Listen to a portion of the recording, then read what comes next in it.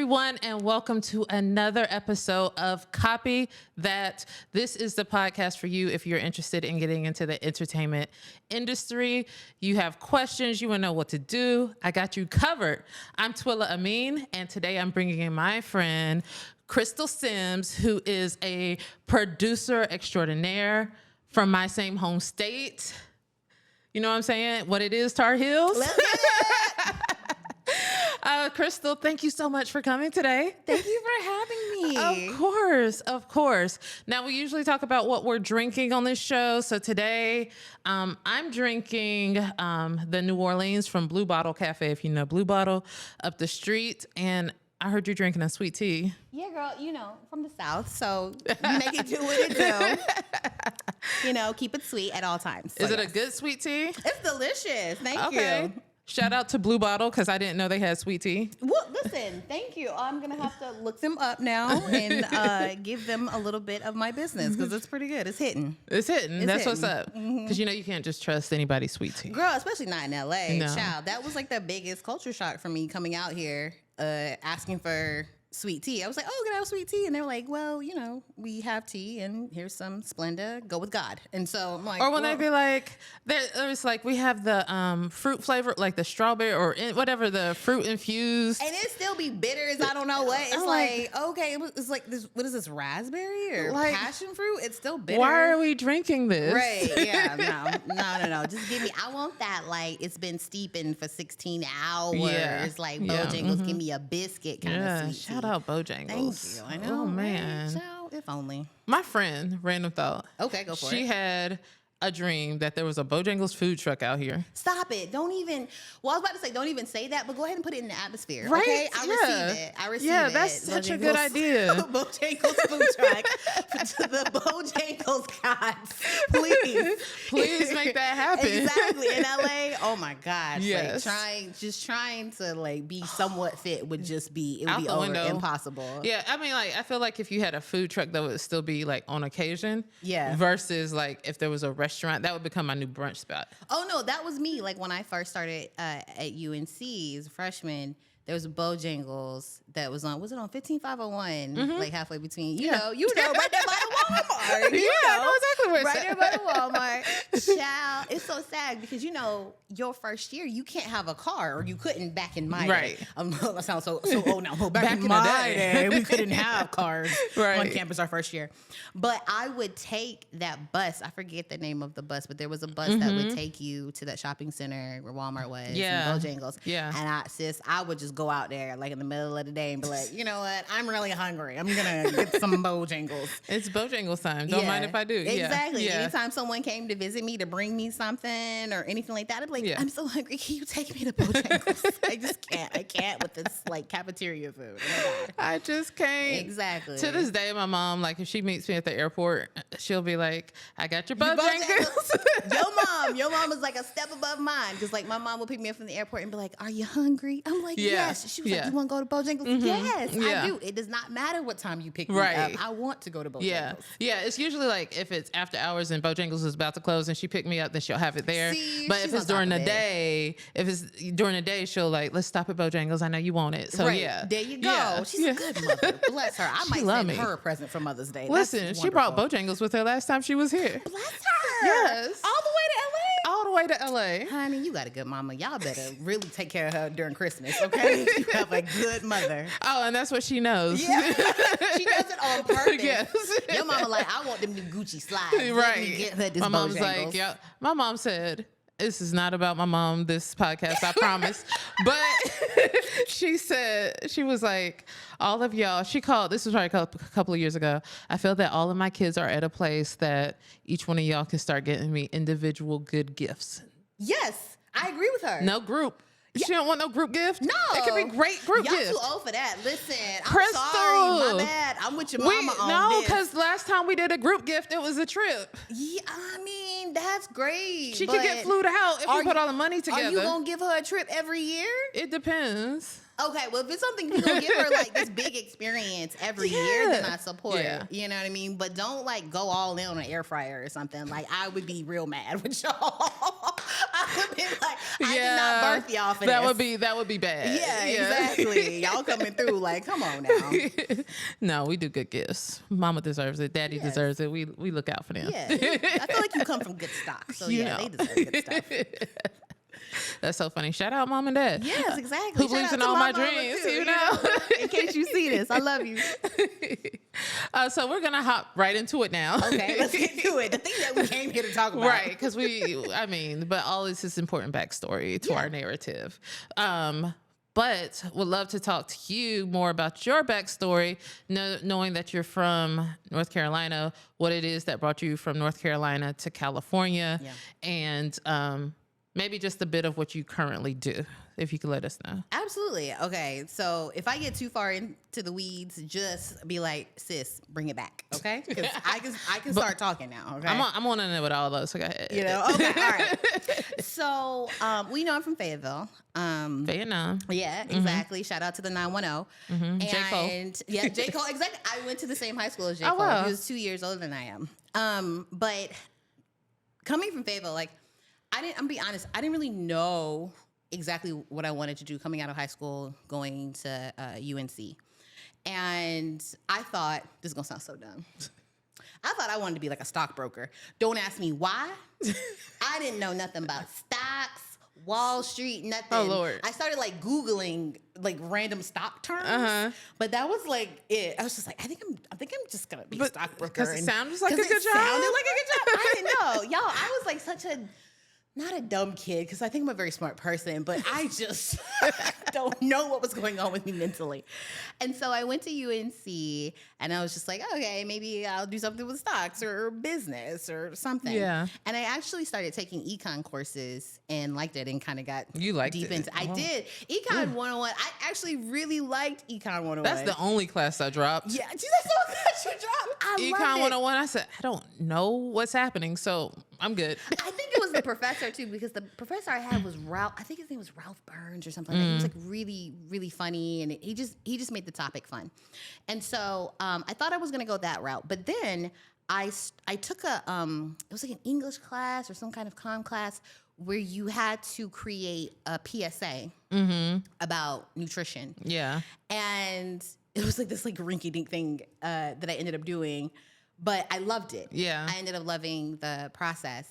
And I was like, oh, okay, maybe I'll take another comm course and just see how it goes. And it kind of went like that. Like I started taking media production courses. Yeah. I really liked it. And, shout out, same major. Yes, exactly. You know, same media production, okay? And so I liked it. And I was just like, well, maybe I'll go this route. Again, I was like, I don't know. I know I want to do something in entertainment. I was involved in theater a lot in high school, not necessarily college, but in high school.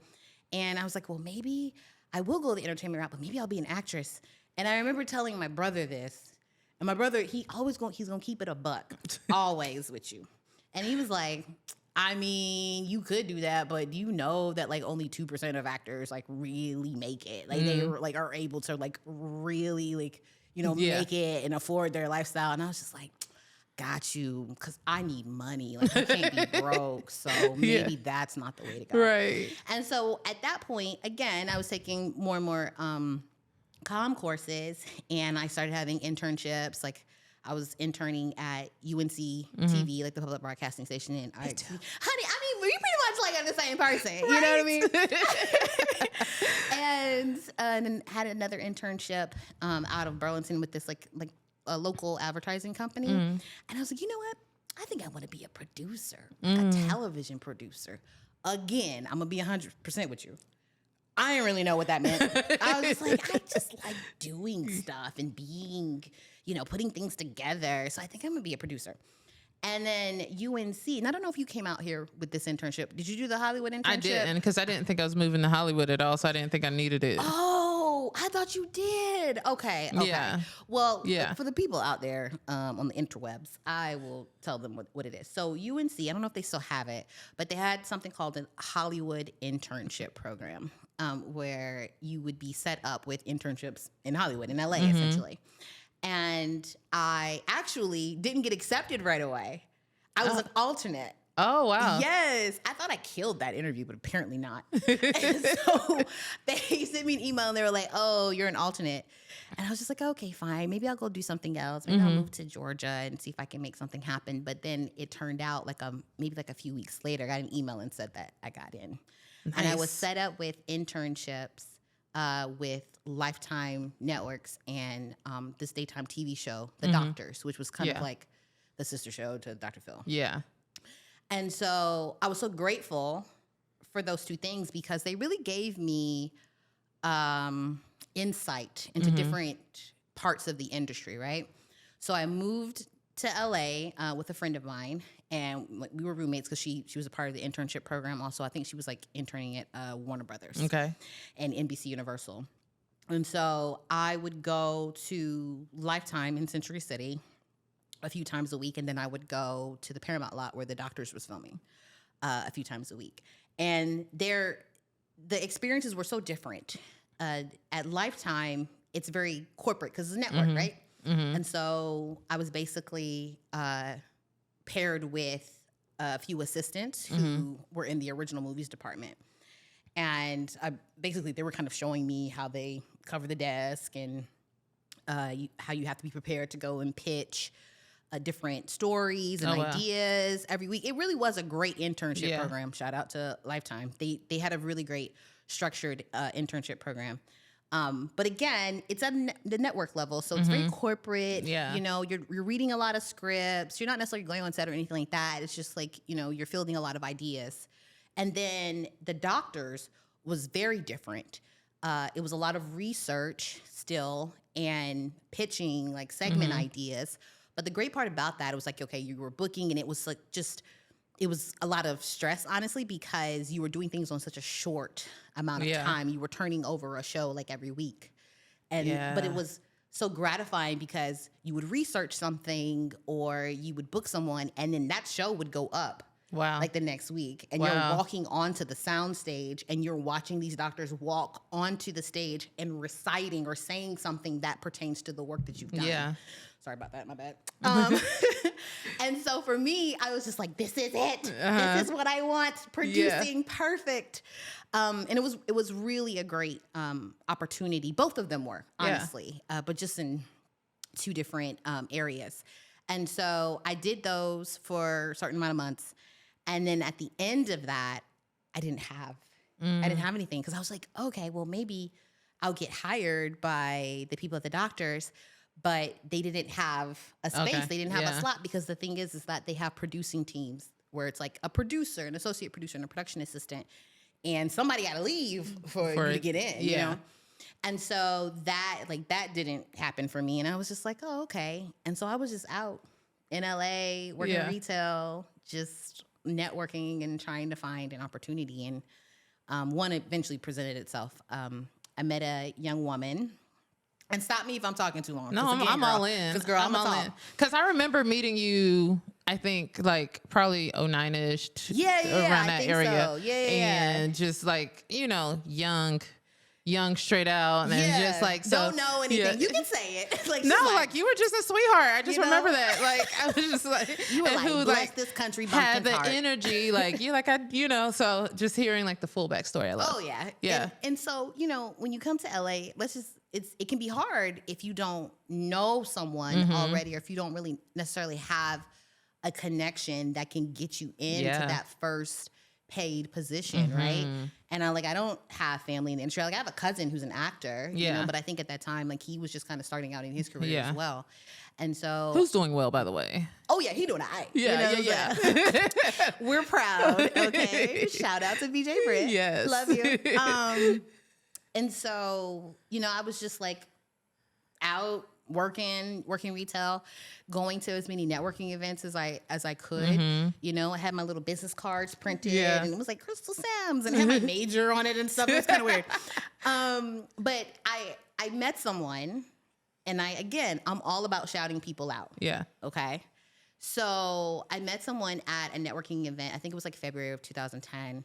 It was at this, I think, a career conference hosted by this organization called Imagen, which I think was devoted to kind of encouraging filmmakers in the Latinx community. Okay. And honey, I am not necessarily a Latinx person, okay? But you was up in there. But baby, I'll take any opportunity or resource. I don't care who was devoted to. I will be up in there if I need it.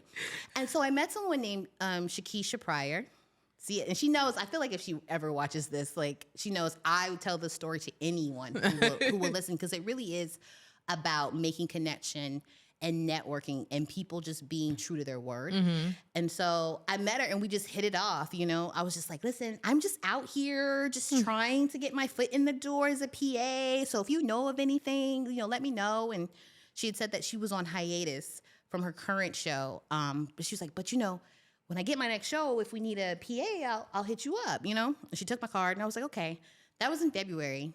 I think in June, it was maybe in May or June, she called me and she was just like, hey, this is Shakisha. I don't know if you remember me, but we met at so-and-so. And I just want to let you know that I'm getting ready to work on this unscripted show for USA. And it looks like we'll need a post PA. I wanted to see if you were interested. And I was just like, yes, absolutely. And she was like, great. Now, this might have been a Thursday that she was calling me. She was like, great. Can you start Monday? I was like, huh? What? And I was working at Sears, I think. And I was just like, oh, how am I going to do this? I have to put in my 2 weeks notice. And I was like, well, how long is it? And she was like, oh, it's 15 weeks. And I was like, it's only 15 weeks. I don't know if I can quit my job. And then, I'm getting, this is consistent money. It's not a lot of money, but it's consistent money. And then I could be out of work after 15 weeks. And I remember telling my mom about it. And my mom was like, you moved to LA to work in television. Mm-hmm. Not this is Sears, your opportunity. girl. Exactly what she said. She said, this is your opportunity to work in television. Yeah. And you're doubting it? She's like, you can work at Sears back in Fayetteville. I was like, you're right. And so that was the beginning. I started in as a post PA with this like boutique production company, and just been up from there. That was amazing. A very long explanation. But that was a good, I want people to know like the real journeys and what it takes to get. Yeah. And I feel like you gave that to us. Yeah. So that's why I was like, keep going, because I'm all in. Yeah. And if I'm in, everybody's in. I certainly hope so. It's you come out here and you think that, oh, okay, I'm going to work hard and people are going to see me and they're going to like give me a job right away. And it's like, yeah, you can work hard and people can see you. But that doesn't necessarily mean that like everything's going to fall in line exactly when you want it to. Because the opportunity might not always be there. Like you said, like somebody would have had the timing would have to line up to somebody leaving. And the truth is there's so many of us who are out here who like, starting out working hard and just trying to, like, and it's kind of like, that's where I'm always big on like your network. So for you to go, I'm actually interested in like, what did networking look like for you? Because you were at a conference. So obviously you were just out. You were trying to be at places where they were hiring. Yeah. What was like your approach to people that you didn't know? Like, I have to be honest, like it's still difficult for me. I don't love going up to people and being, with the sticker on my chest. It's like, hi, my name is Crystal. I do not like that type of networking. I have to be honest. But it's what you do, right? If you're going to an academy event or whatever event, like that's what it is. You go, you meet people, random people you don't know. So for me, it's really just striking up organic conversation. Mm-hmm. So say for instance, I didn't know you and we were at an event. I might like see something on you that I thought was cute, or if I liked your shoes or your vibe or whatever. I might just be like, oh, girl, your shoes are so cute. Where did you get those? Oh, girl, these. Yeah, exactly. I'm like, oh, okay. And what is it that you do? Yeah. What's your name? You know what I'm saying? And it's just like, for me, I have to find a natural like entry to the conversation to get it going so that it feels organic for me. Because I'm not I don't want to say I'm not great at small talk. I do it, but it's one of those things where I have to be genuinely invested in the conversation. Right. And so for me, that's what it is. But honestly, I don't want to limit networking to just, going to these events. Like networking to me is just building genuine connections 100, with people that you've met or that you've worked with. I've been blessed in that. I've worked with some really great people who see me and, they see me out here grinding, they see me out here hustling. So anytime they get something that they think is a good fit, they'll hit me up and be like, hey, I got this, this project, thought it might be a good fit for you. What do you think? And that takes you a long way. Like that network takes you a long way. I have to be honest with you. That's really the only way I've gotten jobs. Like I'm like everyone else I've been on these staffing sites. But I think out of all the times that I've applied for jobs on a staffing site, I might have gotten one, maybe one. And that one job that I got was, I know because the person who got my resume knew me, like when I was applying for the job, just reading the description, I was like, I know exactly what company this is. And like I put it in my cover letter and like got it off site. But any other time, it's just been through people hitting me up out of the blue and letting me know like, oh, I have this thing, or maybe I was working with an EP on one show and they were like, listen, I got this other show that I'm going to roll on to. Do you want to go with me? Which is like definitely the same thing from my story. And I was more asking primarily about the networking and how did you approach, because I often say on this podcast, like, I am not the person to go and to be places and to meet people cold. Like that is not in my DNA. Like I do not do that. So uncomfortable. But you made a meaningful connection to somebody obviously you still have, you still are in contact with. Oh, yes. And that was through those conferences. And I had a similar experience at Netflix for somebody who just saw me. It was a Netflix diversity conference for somebody who saw me and took like that same type of interest into like giving me tips for my career and that sort of thing. So like going to these things, even if it's not in your DNA, is still like beneficial to like be out there and to see. Yeah, absolutely. I mean, one of the things that we talked about this briefly. One of the things that I'm trying to do now and that I'm trying to continue to do is to get out of my comfort zone. You know what I mean? To me, that is the key to expansion, to growth, is getting out of your comfort zone. And that's where those opportunities are going to be. Most of us, I'm not gonna say none of us, most of us don't like having to be in those environments where it's like a little uncomfortable, but you really never know the connection that you'll be able to make. So you got to put yourself out there, because you really never know what's going to happen. And your network is your net worth, right? We've heard that so many times, but that's one of the ways that you are able to expand it, you know? And not just meeting people, it's like, and shaking their hand and exchanging business cards or what have you. It's like, no, following up and being like, you know what, it was so great meeting you. Like, let's just get coffee, or, just to chit chat and, see what you're about, Exactly. And I will say like, your network being your net worth is like one of the things my mom told me, like when I was going to college. She was like, these people are going to be like, this is starting your base of your network. So you never know who you meet. Make sure you stay in contact. You never know who's going to be doing what, or, on top of lifelong friends, you don't know where they'll be at, and they're thinking about you. Like, I remember this girl in college who was about this. And I think we're able to connect way more than they could back in the day because we have social media and things like that. But it's also like, I've heard so many people talk about, like young people talk about, oh, it's just college. I don't care about them people like that. And it's just like, this is your beginning of your network. Absolutely. I feel like we have people at my graduating class who've gone on to do wonderful things, but that's important. Like, you don't network just up, you network across. You know what I mean? Like, one of the things I've thought about is the opportunities that I've gotten from people who weren't even necessarily like in my department. They weren't necessarily like my supervisor. I've gotten a couple of opportunities from my post-production supervisor, like on a project that I worked with. He was a post super, and he's not necessarily over me per se, but like, again, he just saw my grind, he saw my hustle. He was just like, nah, you're smart. Like, hey, I got this docu-series I'm getting ready to work on, I told him that you're a hard worker and blah, blah, blah, blah, blah. Are you interested? And I was like, yeah, let's do that, And so you really never know who's looking at you, people think that, you got to hustle to impress your boss or your person who's like directly above you, whatever. Nah. Like, you just need to show up, period. Doesn't matter like who's looking at you, because you really never know. You never know. Like where that next opportunity could come from. 100. Yeah. So what is it that you do now? Like, ooh, girl. I know, like, I know that and we'll get into like how you got to where you are, but it sounds like you're on a constant hustle. It is a constant hustle. I mean, so to live in LA, I feel like it is a constant hustle. You really have to have that entrepreneurial spirit about you. But right now, I'm actually a supervising producer at like a marketing and branding company in the e-commerce space. And we work with a lot of different like celebrities in kind of pushing some of our products. Mm-hmm.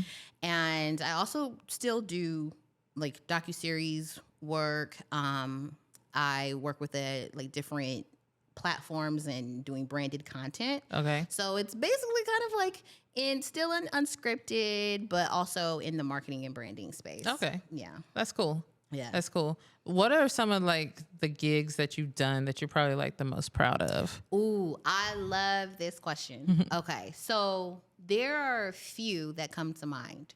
The one that I think about the most was this story that I pitched, that I researched and that I found and that I pitched for a true crime show that I was doing. It was an active investigation show for Discovery ID. This was back in 2017, maybe. And on this show, everyone was responsible for researching and pitching stories, right? And so I found the story about a young man. I think he might have been, 18 or 19 at the time. This young man was convicted of murdering his then girlfriend. And the premise of the show was about covering a number of cases, death cases, murder cases, where the convicted person claimed that they were wrongfully accused, wrongfully convicted, right? And we had a retired homicide investigator and a defense attorney who would then look into their stories and see if there was any validity to their claim. And so I found the story about this young man who was convicted of killing his girlfriend. I think maybe it was back in 2011. And as I like researched it, I was like, yeah, this thing might have some legs. Like it sounds like some of the evidence they used to convict him might not have been on the up and up. And so, I had reached out to his mom and, told her what we were doing and kind of got her on board. And pitched the idea. And I'm gonna be honest with you, pitch meetings always make me uncomfortable. I don't care what I'm doing. I don't like doing it. I will do it because it's a necessary evil. Yeah. But I don't like it. But I did it. Yeah. And so we talked through the story and we ended up producing it. And it went so well that it ended up being the premiere episode. Oh, wow. Yeah, for the second season. And it was covered in the Wall Street Journal. Oh, wow. Now, and that's not even why I'm proud. I'm proud because recently they overturned his conviction. They overturned his conviction. Not only overturned his conviction, and they were gonna have him go for a retrial. And so he was put on house arrest. But this year, the police found another suspect. Now, they still want to say, like, oh, well, we still think he was involved. I bet you do. Because, your whole situation is wrong now. You have to kind of go back and reassess some things. But it was one of those things where I felt like the work I had done was impactful. Yeah. And now I'm at the point where I want my work to be more impactful. That's big, yeah. So that one is probably the one that I'm the most proud of. Yeah. But I've done a number of other projects where they're not active investigation shows. Like I work in true crime a lot. I've worked in a lot of true crime. Like at this point, I am that girl that's gonna do true crime, even when I don't want to. Like I literally had to be like, y'all, I can't do another true crime show right now. Like I gotta breathe, Yeah. But I've worked on so many, and it's probably the most. And I don't want this to sound morbid, but it's probably the most gratifying work I've done because you're working with real people who, for the most part, just want the story out there. Yeah. And they don't want their loved ones to be forgotten. Yeah. Or, like who they were and just the importance of them and their story. And so, like, anytime I'm doing a decent true crime show, like I feel proud for the most part of what I'm doing. I mean, there are those moments where you feel bad in opening up old wounds, but for the most part, the people that you're talking to, it's it's cathartic for them to be able to talk through what's happened. I recently I did a like a short form, like branded project for this digital platform called Her Agenda, which is an organization that's devoted to helping women, particularly millennial women of color, in their careers. So, they provide resources and they write articles where they're like covering different women who work in a variety of different industries who've kind of like broken through certain barriers. Nice. They had a partnership with Bank of America. And I did a piece about this young woman who was able to afford a home using Bank of America's this program that's devoted to increasing home ownership in the Black and Latinx community. And so I felt great about that. And so, just over the years, I'll be 100%.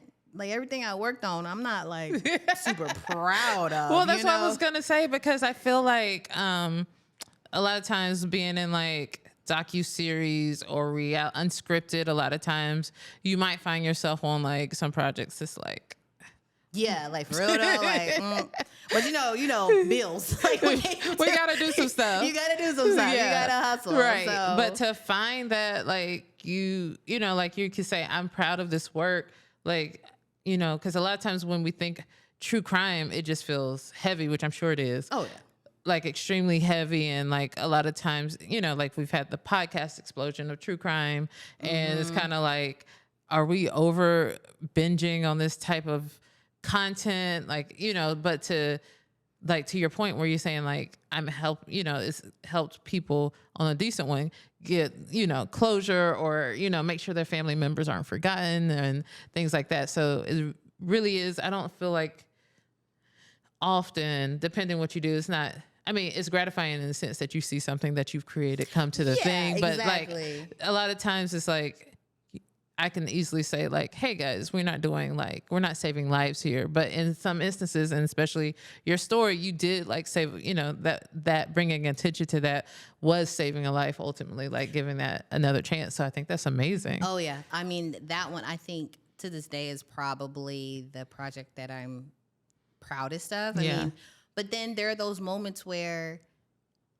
you get you'll get a phone call from someone that reminds you of why you do the work you do. And I'm not trying to be cliche, but I was working on a show for Oxygen, and it was, the premise of the show was to examine death cases that were thought to be either an accident, suicide, or a murder, but it turns out it was something, it was something else. You know what I mean? If it was ruled an accident, turns out it was actually a murder. You know what I mean? Yeah. And so I worked on this one story out of North Carolina, actually, out of Jacksonville. And it was with this family. It was like this, how do I say this in the most PC way? I'm very concerned about stuff like coming back to haunt me. Right. So I'm like, how do I want to say this? It was with this family. They're the brothers of the victim were very salt of the earth kind of men of the Caucasian. Got you. Of the Caucasian, group. And they had lost their sister to a murder. Like, she had been murdered by her fiance.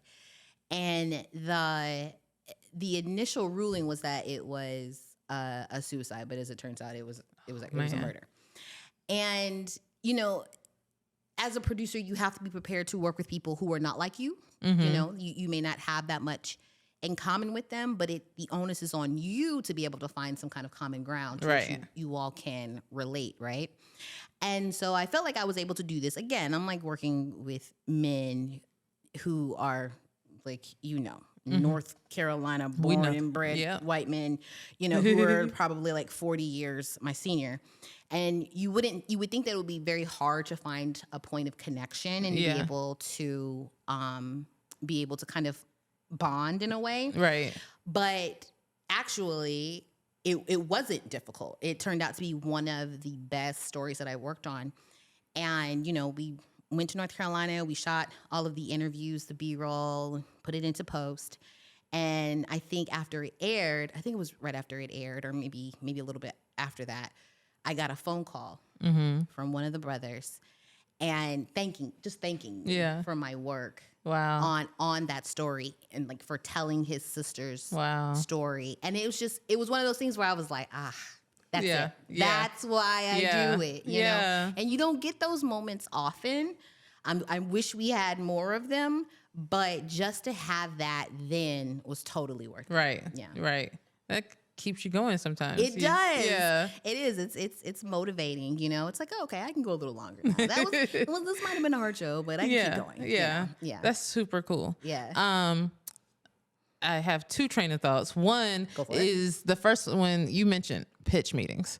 So people who don't know what that is, I mean, it sounds obvious, but just in case you don't know what that is, what is that? What is a pitch meeting? Well, I feel like in the most basic way to break it down is like if you have an idea or a concept, you are telling people about it in an effort to convince them to produce it, to buy whatever, you know, whatever the case may be. Like maybe you're pitching to a production company to partner like for this doc that you have. Well, you're presenting the idea in a compelling way so that people become invested in it and want to either put their money toward it or help you produce it, whatever the case may be.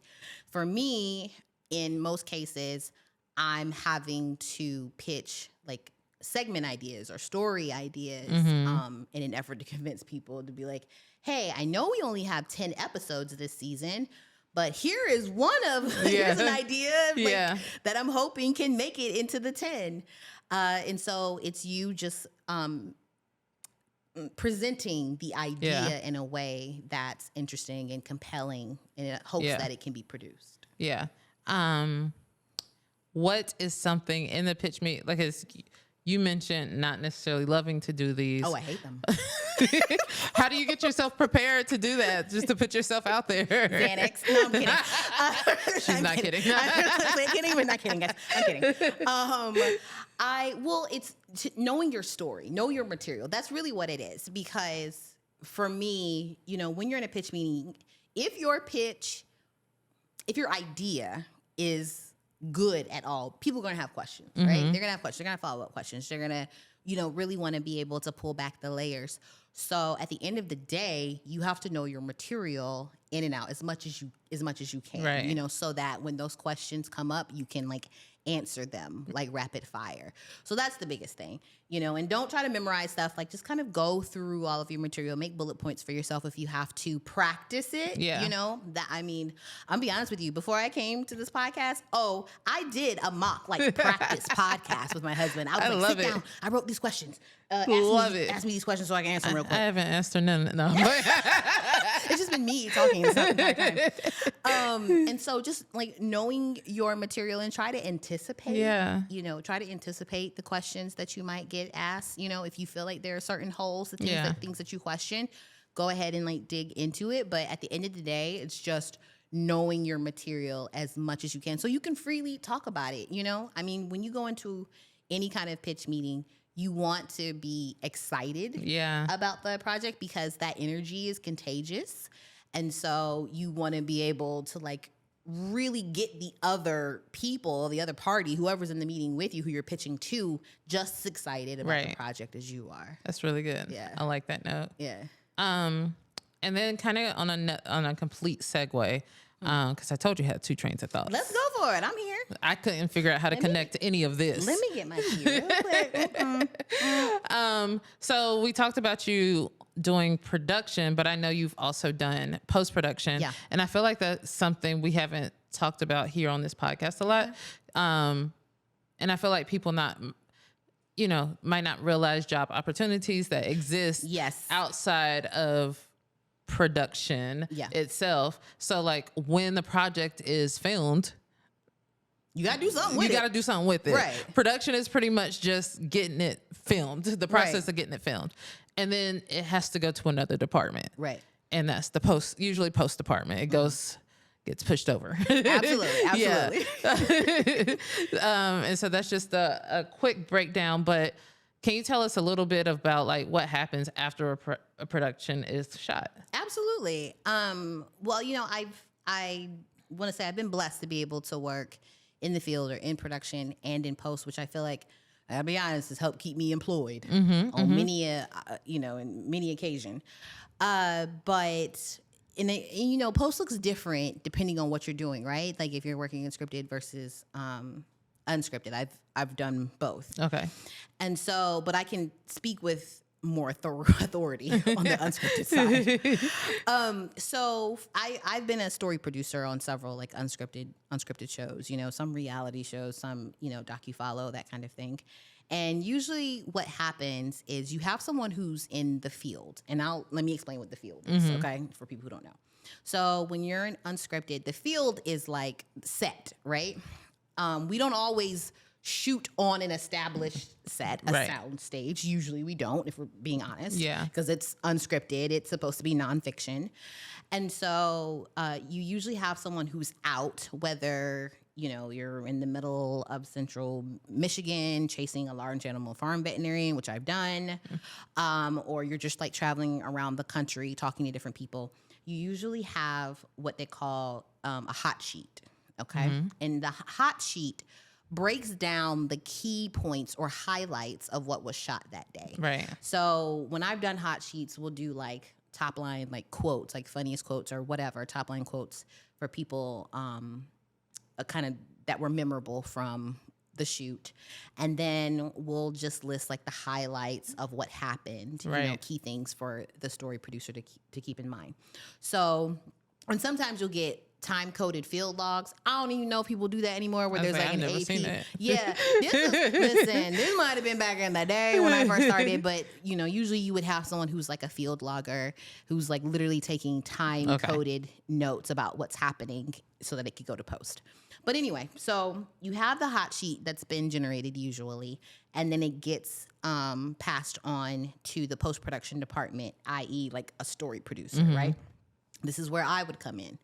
And so I would take the hot sheet, and if they're field logs, the field logs, and look through that just so I can kind of have an idea of what's happened, what was shot, because you'll have an outline, right? You'll have an outline that you start with, and the outline is just something that was generated in terms of what we hope to get. This is the story we hope we're going to tell.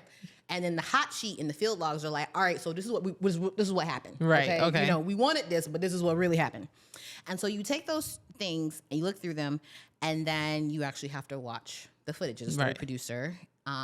You're watching down the footage, and you're putting together what we call a string out.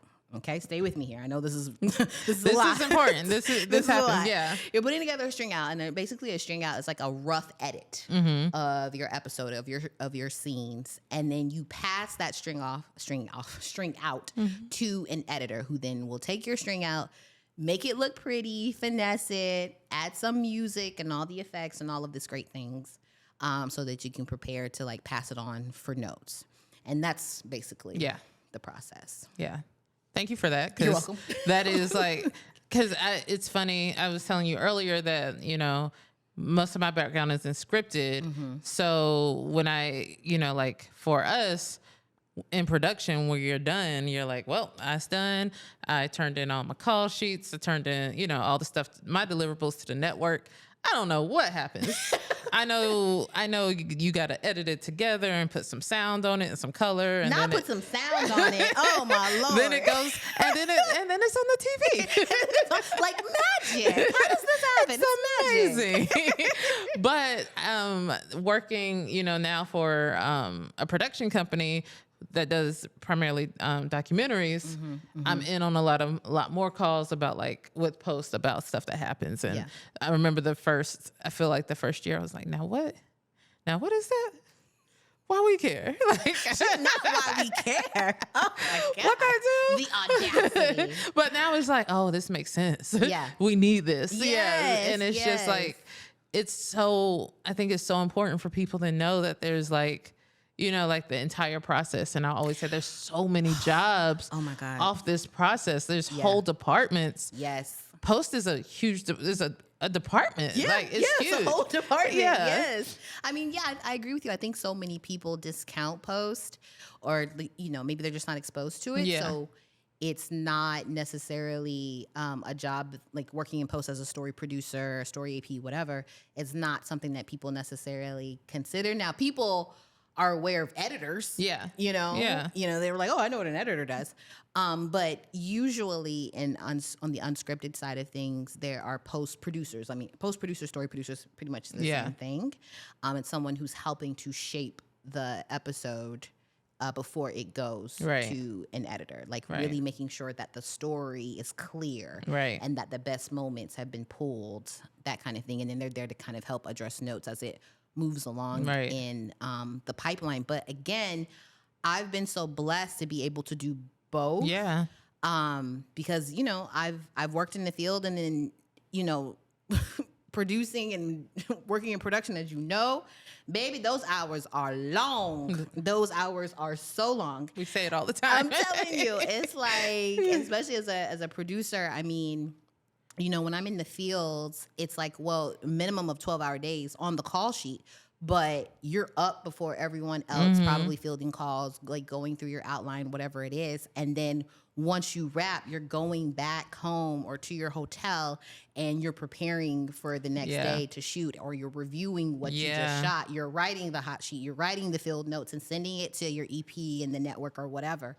So, but after you do that for so many months, you're like, is there something I can do in an office where I'm sitting and I work like 8 hours, like some normal hours over here? And that's where post comes in. And then it's not to say that hours aren't long in post, because Lord knows they have been. And they can go. And they can go. Yeah. Honey, I've been up at 1 and 2 o'clock in the morning, like outputting an episode, you know?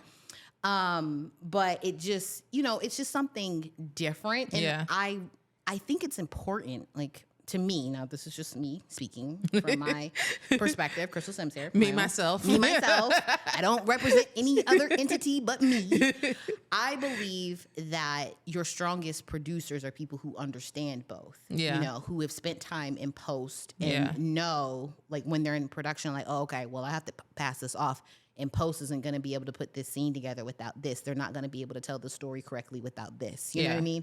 To me, that makes it. And that's so important, because, like, I think that's, you know, like, a lot of people pass things off to post. So we have the whole term, fix it in post. Oh, I can't stand that. Have you seen that Batman and Robin photo where it's like, Robin's like, well, fix it and before he can say post, Batman slaps him? Yeah, I see that.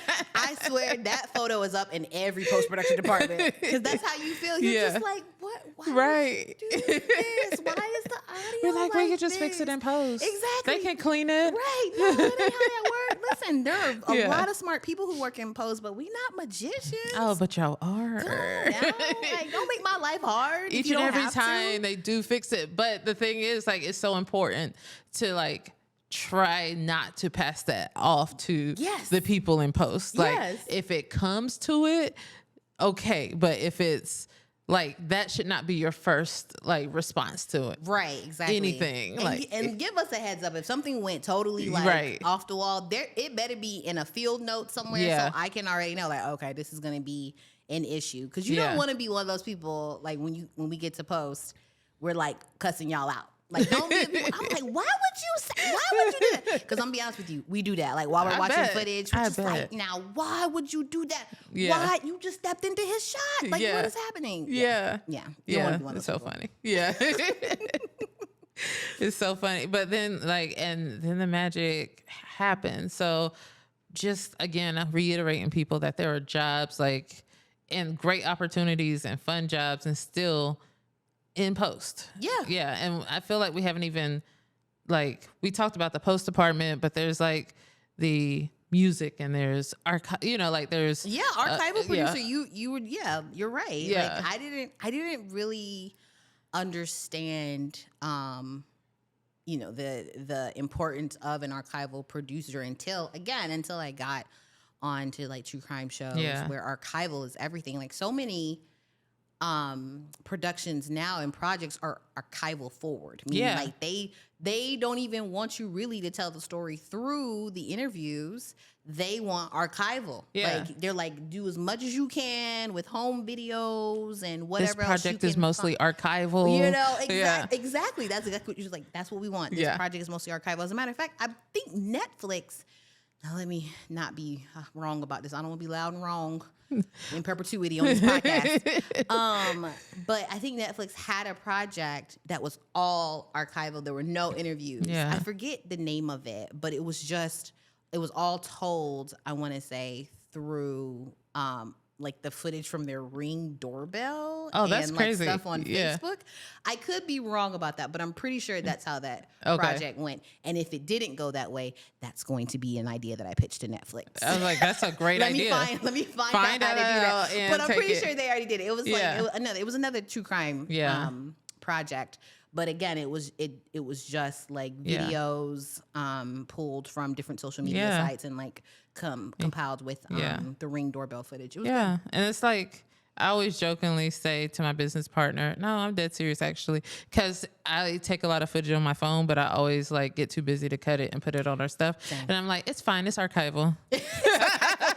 Listen, you never know when it can come back up, right? You know, and you'll need it. You never know. You never know. It's there, in the vault. Exactly, exactly. I have it. Yeah, exactly. We know that it's been shot. Like I got it in the moment, and then if we need it, it's backed up. Exactly. It's somewhere we can pull it, and that's all that matters. I love that. For you, like, what would be like some advice to somebody like a younger version of you who's looking to get into this industry?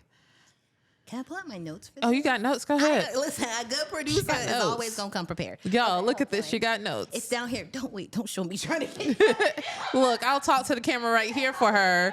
And then the struggle. I only wrote down a few things, but again, I try to be intentional. Can you guys hear me? Let me pull this back here. All right. Let me just see, where did I write it? Because it's deep. And I do think, and while you're looking for it, I just definitely do think it's like,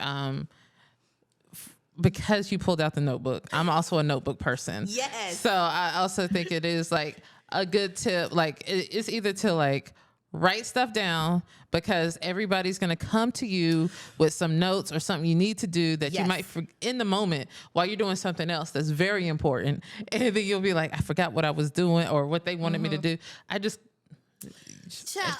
Yesterday, I had somebody call me about notes from a meeting that was addressing something they needed to do.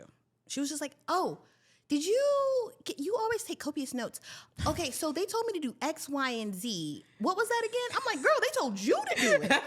Not me. What you mean? What did they say again? But I was like, well, hold on. Let me just go pull it up. Like, you know what I mean? So what they said was. Yeah, exactly. These are the 3 things that you need to do, okay? Okay, so I wrote down 4 tips, okay? The first one is a piece of advice that I got when I was an intern at Lifetime. One of the execs in the original movies department, his name was Arturo, during one of our like lunch and learns or something, he said, do the work. And if you can do it with a smile on your face, even better. Nice. And it was like such a simple idea, but it really just speaks to just show up and do the work. Yeah. You know what I mean? Like let your work speak for you. You don't have to come into the room and be the loudest, most boisterous one, or telling everyone about what you did, in film school or whatever. People hate that, by the way. Please. Don't be the one who's just like, well, in film school I did this. No. Just show up and do the work. Do the thing that you were called to do and do it well. Yeah. And that will speak volumes for you. And if you can do it with a smile on your face and be happy about it, even better. I like that a lot. Be intentional. And this is something that, as I get older and I'm pushing forward in my career, I have to remind myself of like a lot, is that with every opportunity you get, be intentional about what you want to get out of it. Okay.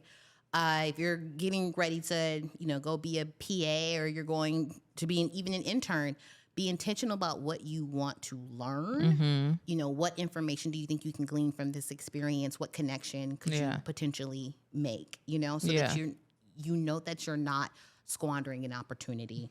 Be your own cheerleader. Okay, that's good. Be your own cheerleader. I like that. Honestly, a lot of these lessons are things that I'm just learning now. But be your own cheerleader, because you'll come into certain circumstances where you'll feel really good about a goal that you've hit or this big thing that you've done. And everyone you're not always going to get your flowers, essentially. Right. Everyone's not going to acknowledge you for it. And sometimes we can find that kind of deflating, but you have to be able to, again, be your own cheerleader and big your own self up and just be like, all right, I did that. I don't care if anyone else wants to acknowledge it, because LA can be a very competitive place. Yeah. The media industry in general can be a competitive place, and people get their egos kind of caught up in it. And so you just have to know that despite what other people are willing to acknowledge about you, you are still amazing, and you have to know your worth and know what you bring to the table. And I'm just going to add to that, because I feel like that also speaks to the part, because sometimes people need external validation a lot of times. Yes. And that can either be because we're not necessarily confident in what we're doing. Mm-hmm. And of course it's nice to people be like, girl, you did that. Right. That's so dope. Exactly. It's so good to hear. But at the same time, you're, you motivating yourself or inspire yourself, good job. I did that, recognizing your work.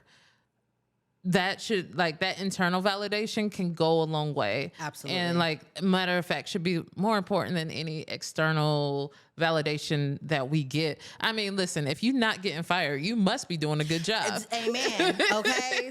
Somebody think you doing something. So, right. Yes, they continue to sign your check. You did that. That's how I feel. Exactly. Every time. And then consistency is key. Mm-hmm. No matter what you're doing, if you've got your own project or own endeavor that you're trying to launch, or you are aiming for a certain title or role or what have you, just be consistent in the work that you're doing. Yeah. Don't take your foot off the gas just because something doesn't necessarily go your way. Just continue to be consistent. Yeah. And so I think those are my 4. Those are good tips to give yourself. Thank you. Oh my gosh. I'm probably going to write a self-help book one day. All right. As you should. Self-proclaimed self-help guru over here. Also, that goes to my next question. Also know that I like to ask people about the books and stuff that they read to help them. And I know you mentioned to me 3 specific books that you kind of like and would suggest. The Motivation Manifesto by Brendon Burchard. These people, I'm just gonna say, you might even want to follow them on social media. Again, self-help junkie over here.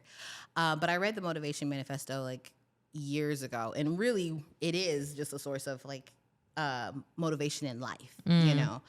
And then Breaking the Habit of Being Yourself by Dr. Joe Dispenza. It's kind of, I'm trying to see the easiest way to describe this. It's almost like rewiring your thinking so that you can show up more as the person you want to be, So there's the disconnect between who you are and who you want to be. Well, what's in the middle, that gap, is your thinking. Mm-hmm. And of course, the things that you do daily, but it's really how you see yourself, right? And so that one has really been a game changer for me. Nice. Again, is the reason why I'm I need to get out of my comfort zone. I want to be able to kind of expand what I'm doing.